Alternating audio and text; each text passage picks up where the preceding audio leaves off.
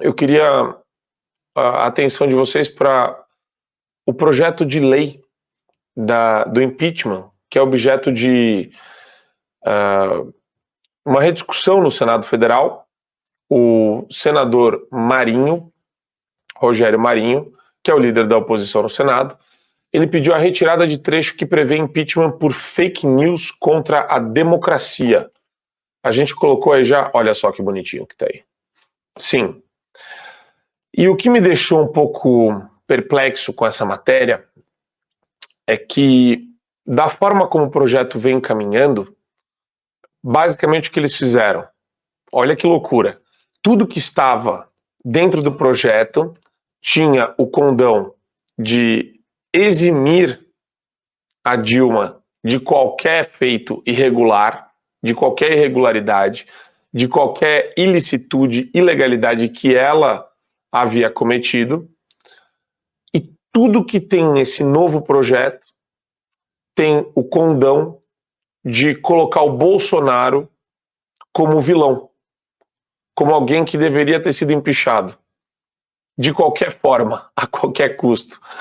E nesse ponto, o Rogério Marinho vem e traz o trecho sobre divulgar direto ou indiretamente, por qualquer meio, fatos sabidamente inverídicos com o fim de deslegitimar as instituições democráticas. E o que me deixa atônito e desgostoso com relação a isso é: será que a oposição ela está conseguindo trabalhar as pautas no Senado Federal? Ou será que a gente está fazendo tudo isso de mãos amarradas? Porque o Rogério Marinho, quando ele fala, eu vejo que ele usa a terminologia que a esquerda criou exatamente com a finalidade de demonizar e de tornar ainda mais subjetivo o significado de mentira. E ele entra no jogo da esquerda meio que sem saber que ele está entrando. A impressão que dá é essa. Eu acho que ele fez um trabalho muito importante na reforma trabalhista, ele teve um papel importante durante o governo do Michel Temer. Nesse sentido, ele poderia, eu acho que articular mais e melhor a oposição para não cair nessa guerra semântica, nessa guerra de significados que a esquerda criou. Porque é meio que uma batalha perdida já. É muito difícil você negociar com alguém nos termos e condições impostos por aquela pessoa. Se o projeto ele é frontalmente estúpido, mal construído, tendencioso, feito exatamente para criar uma espécie de demonização a uma determinada classe ou grupo de pessoas, quer dizer, você vai querer aproveitar o que desse projeto? Dá para colocar menos responsabilidade na mão do presidente e do Senado? Como que dá para barganhar? A impressão que dá é o seguinte: parece que a gente enquanto oposição, não tem o que fazer. Então negocia para abrandar o texto daquele projeto de lei só em alguns pontos. Porque já que a boiada vai passar, vamos deixar passar um pouquinho menos. Mas eu não acho que isso é uma estratégia negocial sustentável, nem a melhor estratégia negocial. Não é possível que a gente não consiga encontrar uma maneira de bloquear determinados projetos de lei e fazer o Centrão também se mobilizar em prol de uma coisa que retome o protagonismo do Senado Federal, que retome o protagonismo do Legislativo ante um Supremo que,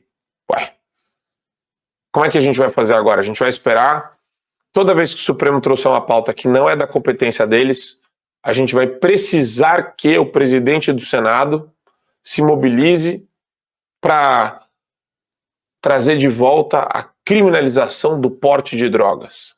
Então o Supremo descriminalizou, aí vem o Senado e fala: não, agora eu vou criminalizar. Mas então a gente vai fazer isso com todas as pautas? A gente vai esperar o Supremo decidir sobre o marco temporal indígena para daí entrar numa outra negociação no Senado? De novo, a direita não tem se mostrado muito eficiente em termos de articulação. Não sei se aqui é uma meia-culpa, Não sei se existe essa meia-culpa, né? Não sei se é uma questão que melhorar se houver um bastidor melhor construído, melhor formatado, porque é muito ruim isso. Olha como o Rogério Marinho fala, abre aspas, estudiosos do tema apontam a ambiguidade da expressão fake news, que pode tanto designar informações falsas como também estratégia para deslegitimar discursos desfavoráveis. Representa na realidade dois fenômenos, notícias falsas e polarização política. Por essa razão, a tipificação aberta de um crime de responsabilidade não parece razoável, já que pode inviabilizar a discussão política de temas relevantes para a nação, além da falta até hoje de parâmetros seguros para sua devida classificação. Eu não sei se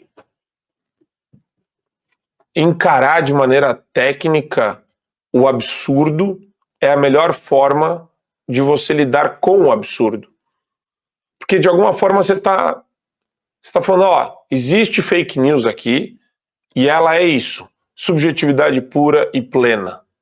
Só que você está falando disso de um jeito tão bonito, tão elocubrado, que parece que você respeita a construção feita pelos governistas, pelos petistas, pelos comunistas, pelos globalistas, sobre o que é fake news.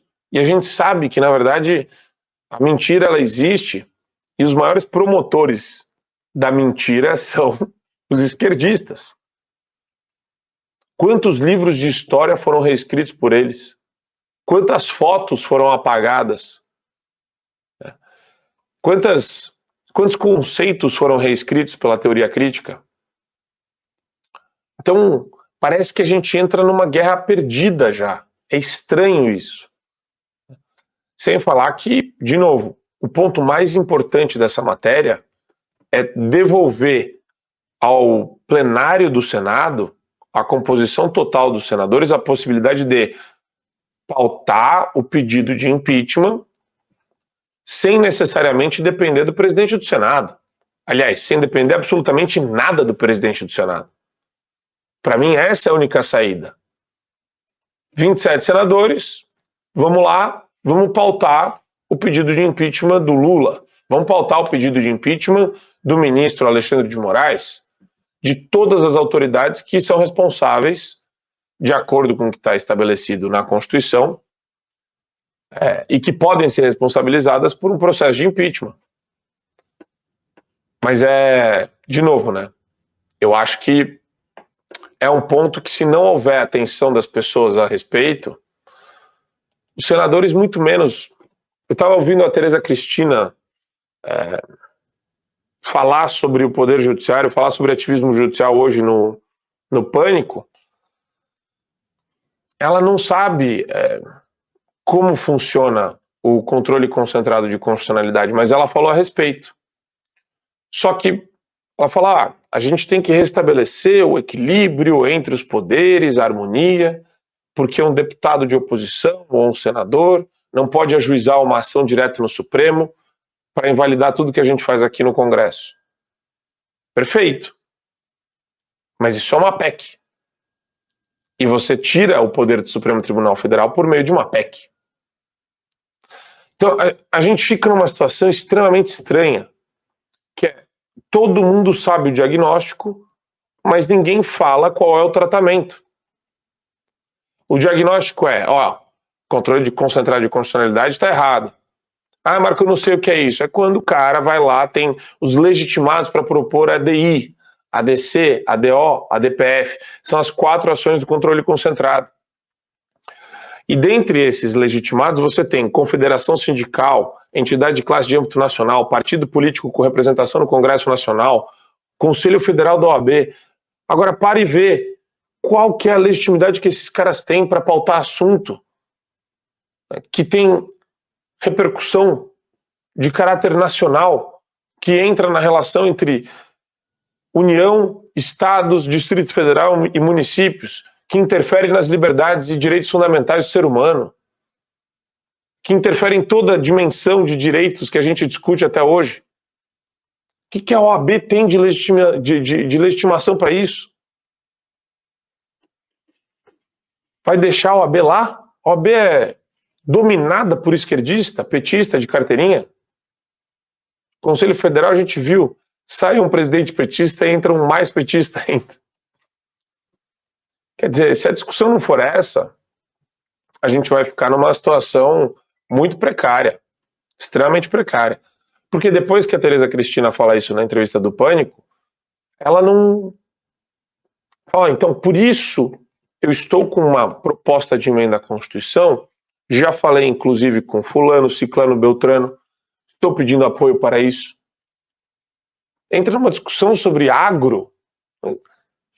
Prioridade hoje não é o agro brasileiro. Ah, Marcos, você é chato. Tereza Cristina é uma ótima senadora.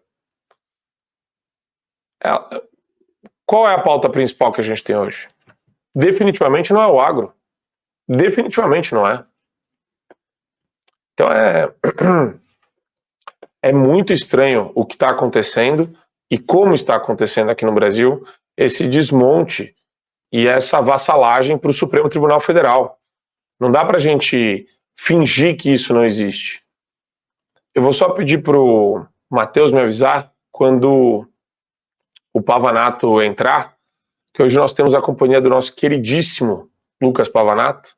Ele já vai entrar. Queria aproveitar e pedir para você que ainda não curtiu, curta o vídeo, ajude a compartilhar. A gente ainda está entrando no ritmo das lives diárias, mas eu acho muito legal trazer um tema um pouco diferente do que a gente já falou, porque são temas que às vezes passam batido e eles têm até mais relevância do que muita coisa que já foi falada hoje durante o dia. Então a gente falou do Lula na viagem, sendo xingado pela brasileira lá nos Estados Unidos.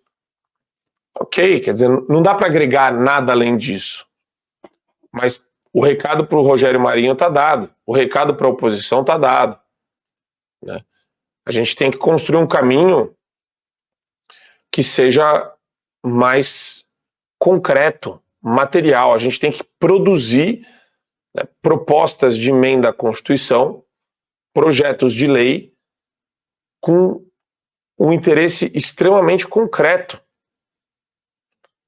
E assim, eu estou vendo a necessidade de fazer essa construção dentro do Poder Judiciário, né? Tem que desmontar. Do jeito que está o Poder Judiciário, não funciona. Não funciona para ninguém. Não funciona para ninguém.